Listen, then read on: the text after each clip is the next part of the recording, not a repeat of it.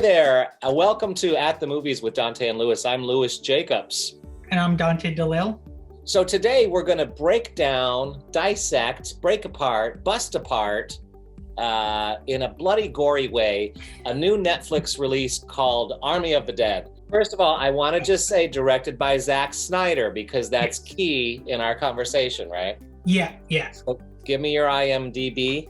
So, following a zombie outbreak in Las Vegas, a group of mercenaries take the ultimate gamble, venturing into the quarantine zone to pull off the greatest heist ever attempted.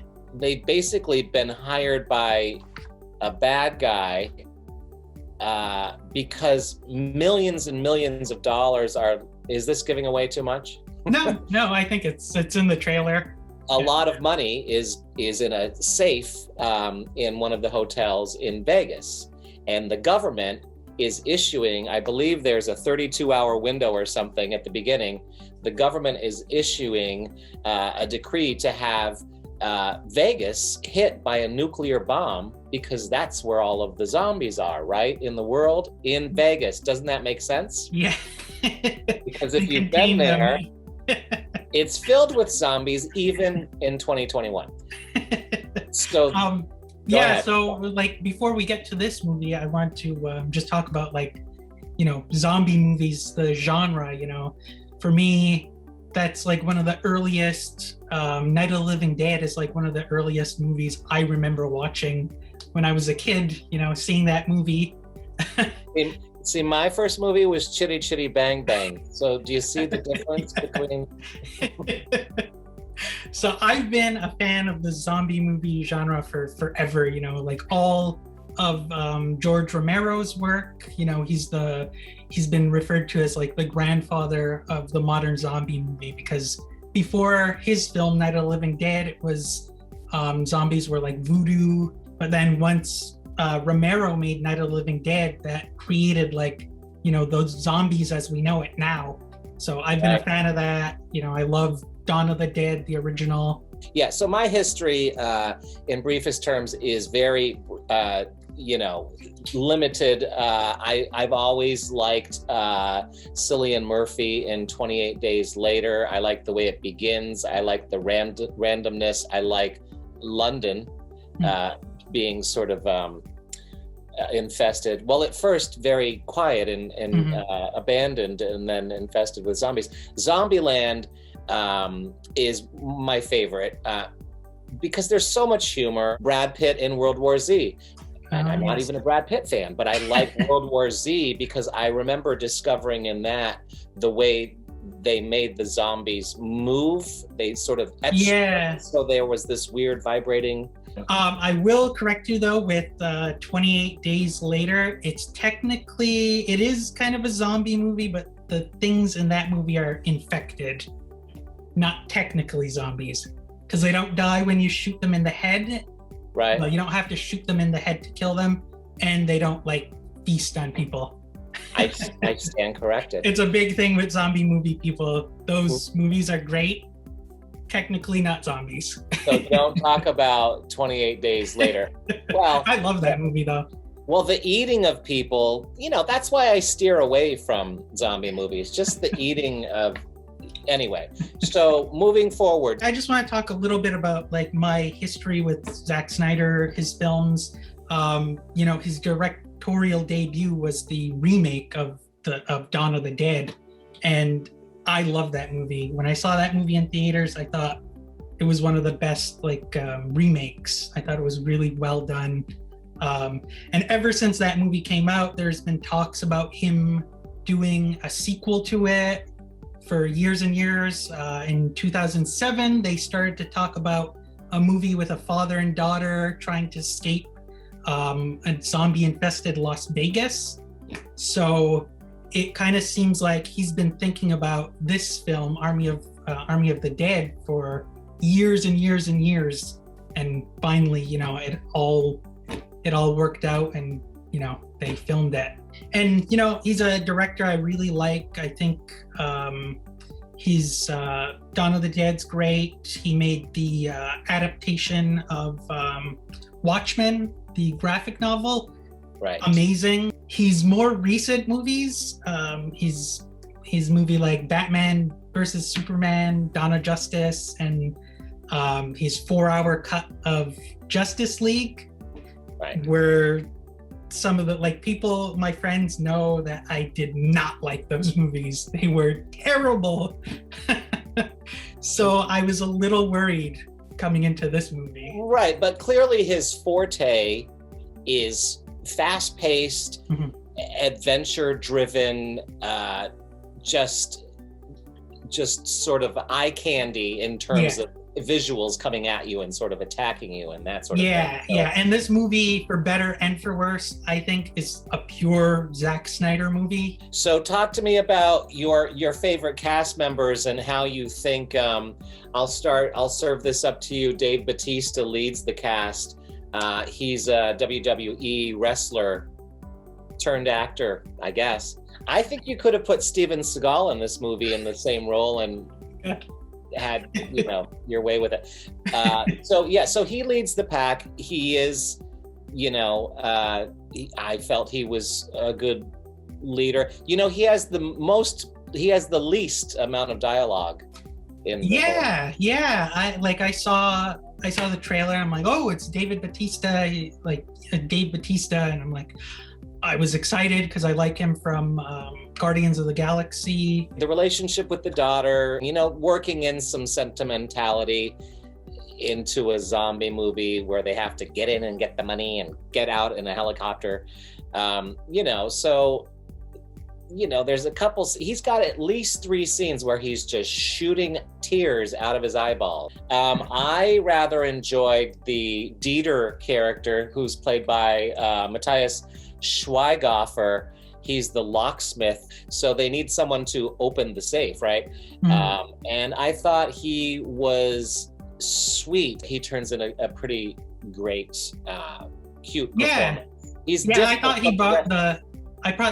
he brought the comedy to the film. I thought all his scenes were really funny.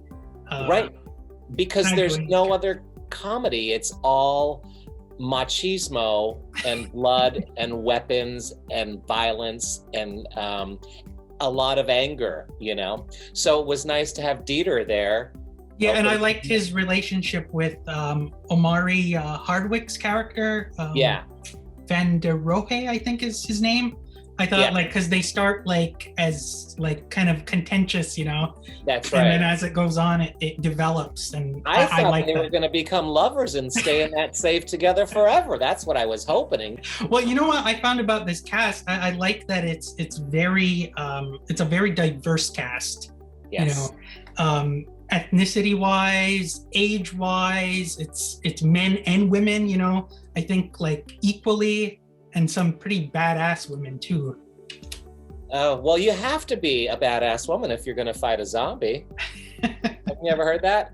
I like the line at the very beginning after the whole cast has been assembled and somebody says, I think it's Dave Bautista says, "Is there anyone here who hasn't killed a zombie?" Yeah.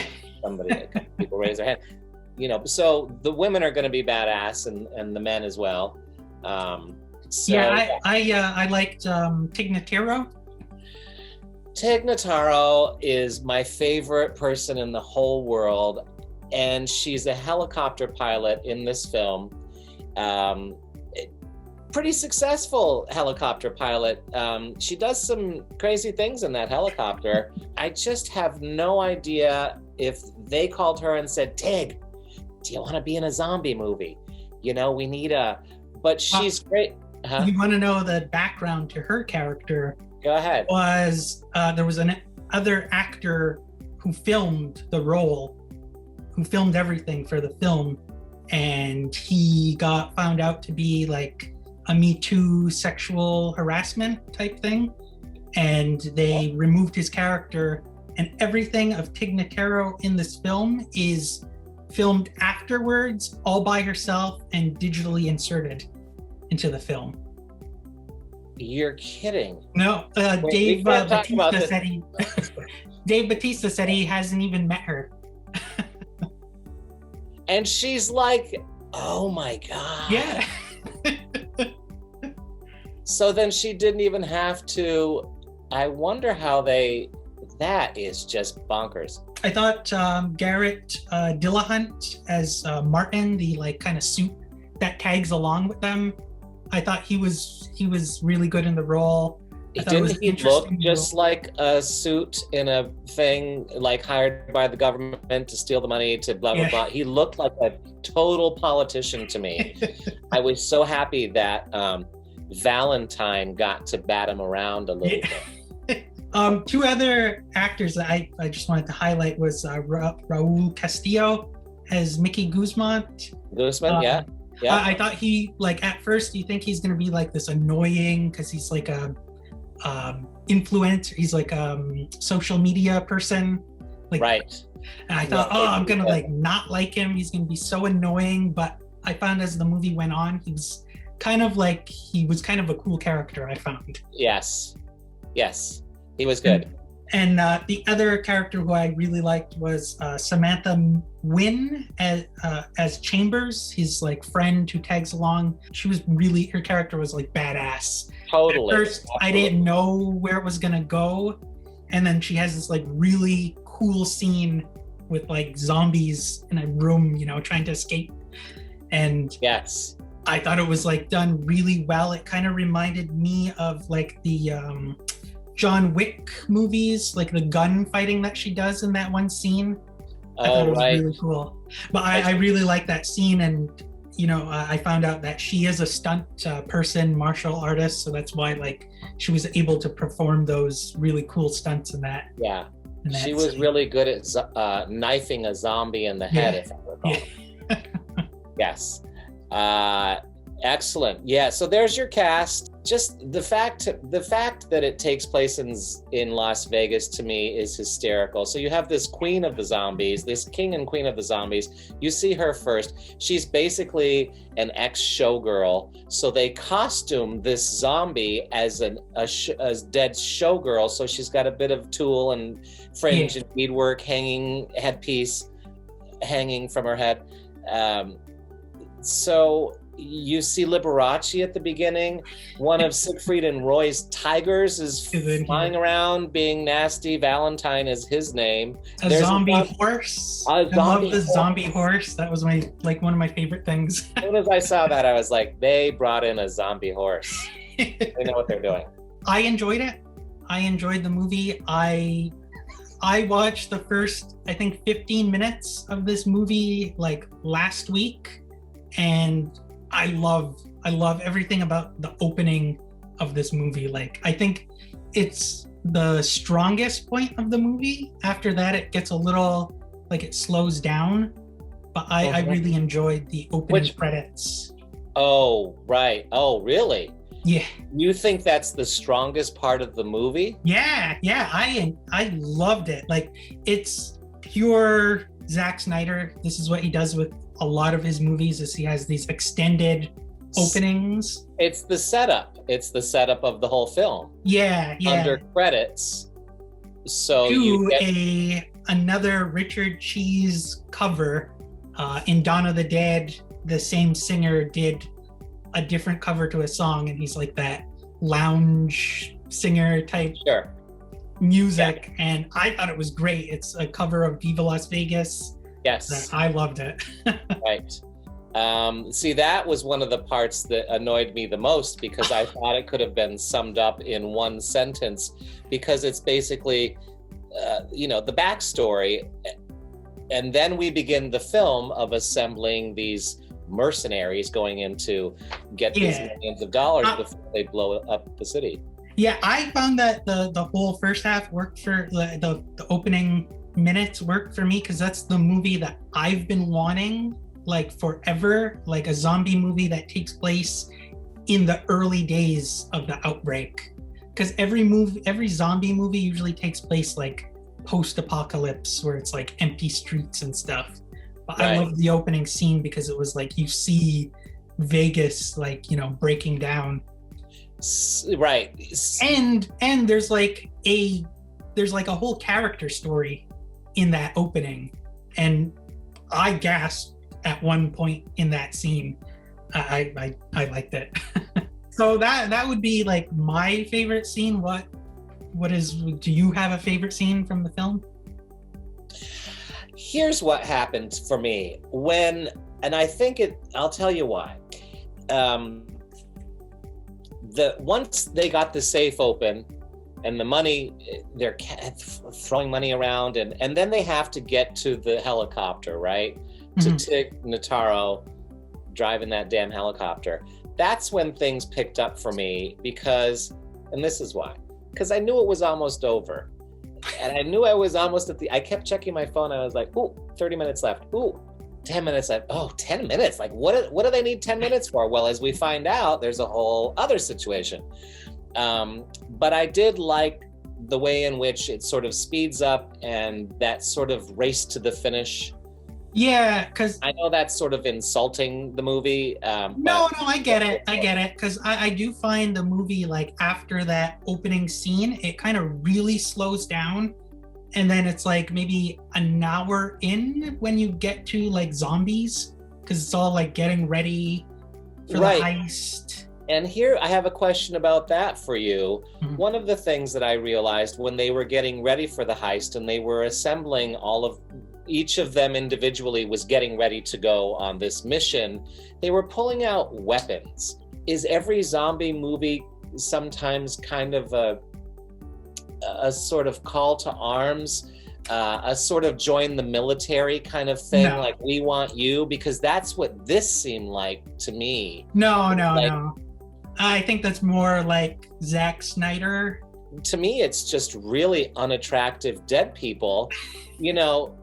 Jesus is my favorite zombie. There's nothing attractive to me about a zombie film, so you have to have really good cinematography and you have to have humor, I think. I think humor works, and a great soundtrack, which this movie has too. Fantastic soundtrack. Zack Snyder, he's the cinematographer on the film. He said like one of the hardest or one of the longest sequences that he shot, like that took the longest, was the opening scene, when the truck caravan, because he wanted to film it at dusk, and like that's the hardest time to shoot because you lose light so fast. Yes. So he said it took like 5 weeks for them to shoot that, but I think it really worked. Like, it was a beautiful scene, I found. One thing we haven't really talked about is there's like these new types of zombies in this film. Yeah. And for me, it reminded me of George Romero's Day of the Dead film. That's where you start to bring in like smart zombies, and this takes it to another level. Yes. And I thought it was pretty interesting what they do. They have emotions. Yeah. They have zombie emotions, very heartfelt emotions. Well, so are you giving it a recommendation, Dante DeLille? As a big fan and a person that's been looking forward to this movie for a long time, it didn't really hit my high expectations, but I thought this was one of the better zombie movies to come out in the last few years, because I find the zombie genre has been getting kind of boring and stale. Like the TV show The Walking Dead has been like it's been played to death. Yeah. And I think this movie like did new stuff. It did it on a bigger scale. It's a bigger budget zombie movie. Sure. And while I think it does kind of suffer like in the middle section and slows down, I think the opening scenes and the last third of the film really work, and I would recommend it. Okay. Would you recommend? So we'll talk to you next time on no. Not being a zombie film person, I'm coming at it obviously from a completely different. You were waiting for years for the next zombie film to come out from this guy. But that said, I will give it a slight recommendation. And then for people who like zombie films, I think that there's enough going on that they're going to love this. The only thing I missed was maybe having a Celine Dion or a Cher zombie. because it took place in Vegas. Oh, and it's really gory too. Like there's a lot of gore. So people looking for gore, you'll get it. You'll get it. You'll get it. And Boy George sings "Do You Really Want to Hurt Me," which I thought was hysterical. Like, what song is this? And then you see how that works. Okay, well, great. Thanks for watching At the Movies with Dante and Lewis. I'm Lewis Jacobs. I'm Dante DeLille. And we will see you next time for our next review. See you later.